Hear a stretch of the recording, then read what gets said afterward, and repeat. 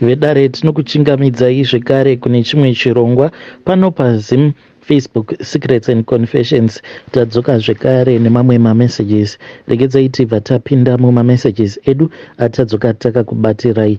Yo zvakangoma hazvo veduwe.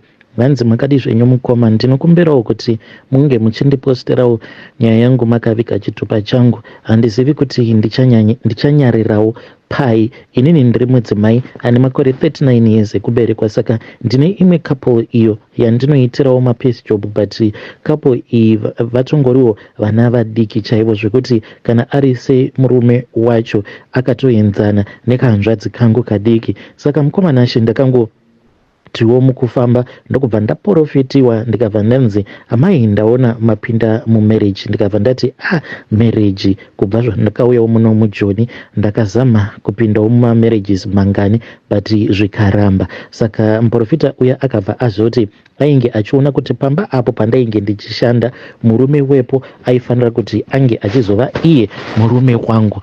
Mukoma ndakabva ndati madzibaba kana I think kuti mweya ipapo unenge wakanganisa kuona, but madzibaba vaya vakabva vazoti kwandiri aiwa mweya haungakanganisi kuona, isusu vanhu ndisu tinokanganisa, kwete kuti mweya mutsvene haukanganisi. So mukomana ndakabva ndazoti madzibaba kuti murume uyu ange achizova murume wangu uye ndinge ndichizoroorwa naye panoda chii nechii.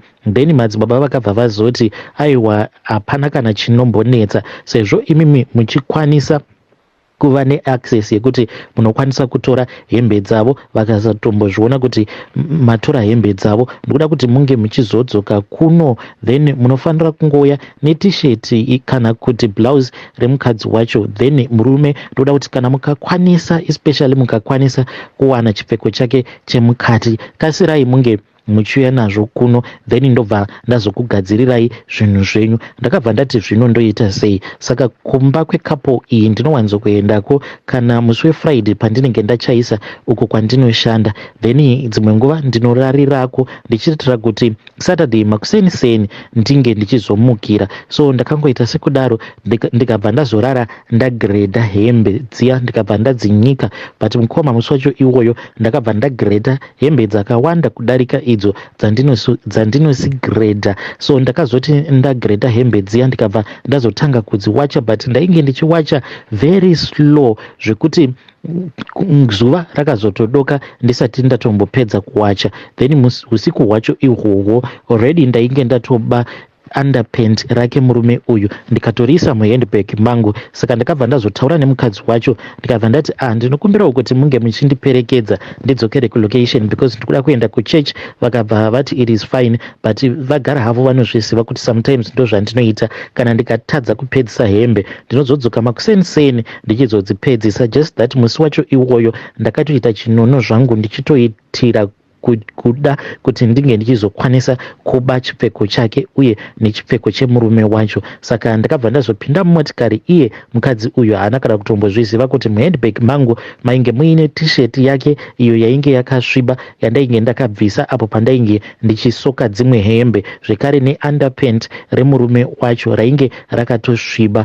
Mukoma ndakabva ndazodropewa mulocation ndikatongonyepedzera kupinda pagedhi, iye akangoti achingorivhesa ndaona kuti munhu atoenda, ndikatobuda mumba ndikabva ndaenda kumba kwavo madzibaba vaya. Ndasvika kuya madzibaba vakabva vazonditi vainge vava kuda kundigadzirira munamato wacho. Munamato ndokubva watogadzirwa. So mukomana ndakabva ndazoti mangwana acho makuseni ndikabva ndasvika pamba paya ndine nhombo idzo dzandakanzi ndinge ndichingodzidonhedzerapo pamba pacho ipapo. Mushure mekunge ndasvika pamba pacho ndikabva ndaita sekudaro, then zvimwe zviya zvandainge ndakavabira ndokubva ndazozvidzosera panzvimbo. So mukomana ndo zvandakaita izvozvo. Zvino murume wacho manje akabva azongondifonera achindiudza kuti ainge ari muarea umo mandinoshanda Monday to Friday. Ndikabva ndati zvakanakai. Akabva ati iye ainge achida kudarika achindiona, ndokubva ndatobuda panze pegedhi paya. Akabva ati ko zvawakanaka wani kana wakapfeka apron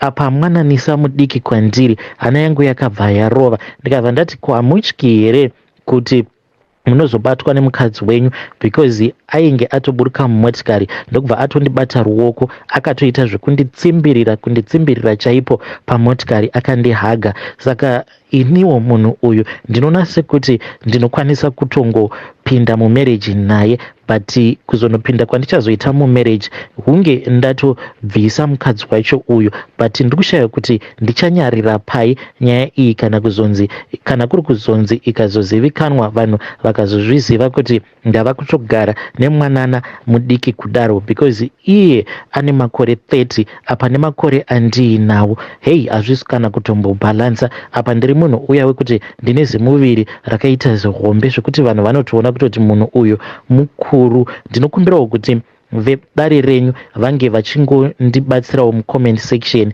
Yes, ndinogara ndichingonzwa zvichinzi chembere mukadzi hazvienzani neasina, but tsumo iyoyo ingashanda here in my own situation kuti ndikabvisisa mukadzi wacho paground, sure vanhu vanozoti kudii. So I want people to imagine kuti inini vanotondiziva personally, kana kuri kuzonzi mukazongomuka mava kutongonzwa zvichinzi ndava kugara nemwananisa mudiki kudai, mungati kudii kwandiri? Please ndibatsireiwo vedare.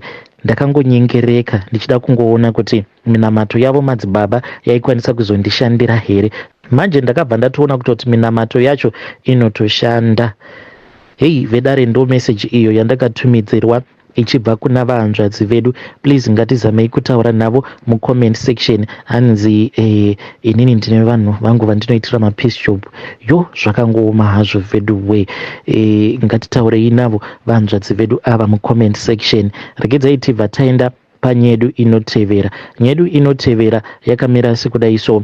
Hanzi makadi zvenyu mukoma, ndinokumbirawo kuti munge muchindiposterawo nyaya yangu makaviga chitupa changu. Inini mukoma ndine munhu uyo wandainge ndakachengeterawo chigumbu ndokubva ndazomukuvadzisa, but now ndava nepamuviri. Hana yangu inongogara ichirova, but ndakaenda hangu kumasikani ndikatonzi mwana wangu atongori bho ende atori healthy. Saka my greatest fear is kuzvara mwana chirema. Yes, I know kuti some people might wonder kuti why ndine that fear yekuti ndinokwanisa kuzozvara mwana chirema. Zvakaitika mukoma ndezvekudai so. Pandakapindawo muno muSouth Africa kwainge kuri kudhara chaiko kuma 2008 ndo pandakapindawo muno muSouth Africa ndokubva ndazotanga kugara mune imwe nzvimbo. Ipapo ndainge ndichitori musikana wechidiki, pasina kana nguva ndakabva ndatongojumiwawo neumwe murume uyu akabva ati anondida. Nekudawo kwedesperation ndikabva ndazotanga kugara naye murume iyeye. So ndainge ndiine friend yangu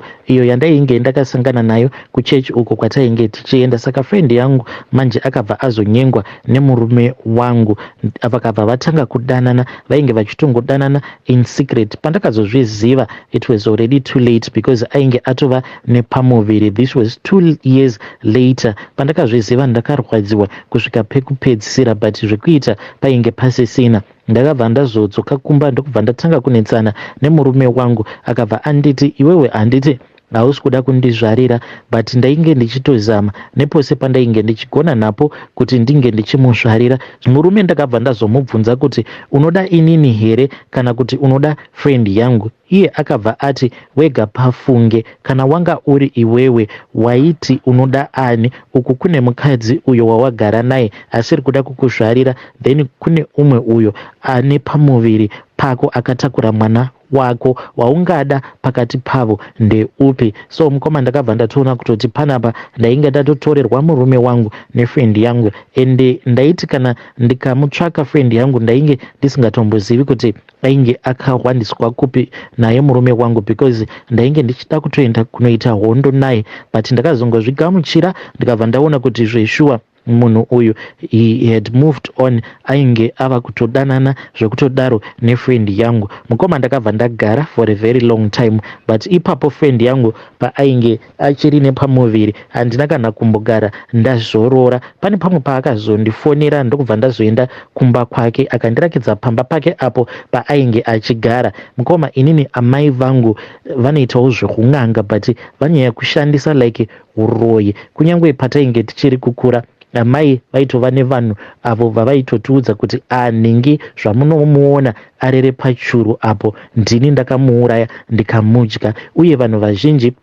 vaiuya pamba pedu vachizobatsirwa naamai. Vazhinji vacho vaitoratidza kuti vainge vari varoi, but vaya vanenge vatadza kuzadzikisa zvijana zvavo. Saka vaiti kana vatadza kuzadzikisa zvijana zvavo vanenge vava kuchida manje mushonga like sort of like kuromba, so that vange vachizoshandisa urombwa hwavo kuitira kuti vaya varoi avo vavainge vachiroya navo, vaya vavainge vakadyirawo vana vavo, paya pavanenge vouya vachiti iwewe newewe chiurayawo vana vako, then ndo pavaibva vazoshandisa zvikwambo izvo zvavanenge vagadzirirwa naamai. Ende amai vangu vane speciality iya yekuti hakuna mushonga wavanogona kugadzira semushonga wemubobobo. Tichikura isusu mukoma taitoona kutoti muhozi maigara muine zvimwe zvainge zvakaita kunge zvidhori zvichiita sekunge zvainge zvakavezwa zviine mazimvere-mvere, but uchitoona kutoti ichi chimusoro ichi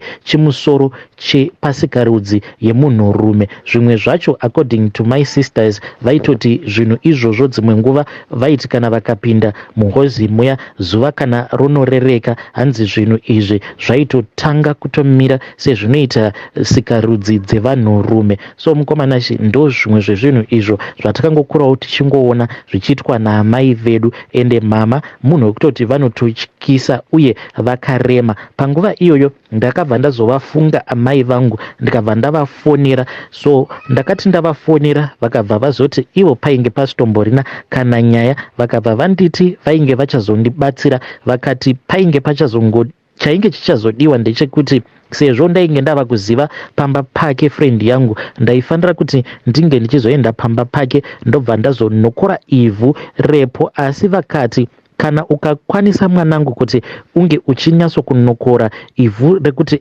ndo paanenge atsika, aiwa ndinonyatsokukwanisa kukugadzirira zvinhu zvako zvekuti wega unonyatsokuona kuti ya apa zvafamba negwara chairo. So mukomanashi ndakazoti nerimwe zuva ndakaenda kumba kwake ndokubva ndatoswera ndiinaye kumba kwake, ndikabva ndazodzoka zvangu kumba kwangu usiku. Mukomanashi ndo pandakazoti dzava kuma 10-11 ndo pandakabva ndazobuda ndikatanga kufamba ndichibva kulocation kwedu ndichienda kulocation uko kwaainge achigara, because waitofamba about 45 minutes kubva kulocation redu uchienda kulocation kwavo. Ndakazoti ndasvika kuya ndokubva ndazosvika pamba pavo. Saka pamba pavo painge paine jurawo. Ndakabva ndakwira jurawo riya ndikabva ndajamba ndikabva ndapindamo muyard make.